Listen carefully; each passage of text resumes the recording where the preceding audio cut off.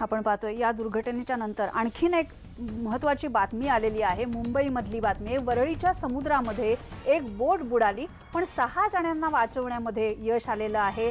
एक जण मात्र अजूनही बेपत्ता आहे। मुंबईमध्ये वरळीच्या समुद्रात बोट बुडाली आहे आणि लगेचच बचाव कार्य करण्यात आलं आणि 6 जणांना वाचवण्यामध्ये यश आलंय, पण एक जण मात्र अजूनही बेपत्ता आहे। एकीकडे गोव्यामध्ये मनोहर पर्रीकर यांना अखेरचा निरोप दिला जातोय, पण या शोकाकुल वातावरणामध्ये मुंबईची ही बातमी आहे आणि याबद्दल आमचे प्रतिनिधी उदय जाधव यांच्याशी आपण बोलूया। उदय, नेमकं काय घडलंय वरळीच्या समुद्रात?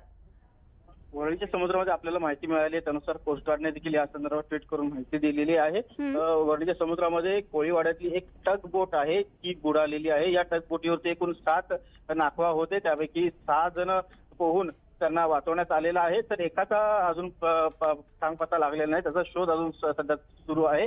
घटनास्थळावरती कोस्ट गार्डची रेस्क्यू टीम जी आहे ती घटनास्थळी पोहोचलेली आहे।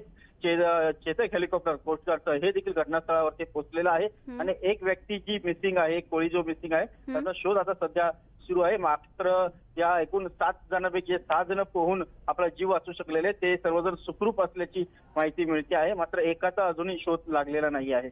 बरोबर उदय, कोस्ट गार्डनी तातडीनं बचाव कार्य केल्यामुळे या 6 जणांना वाचवण्यामध्ये यश आलं का?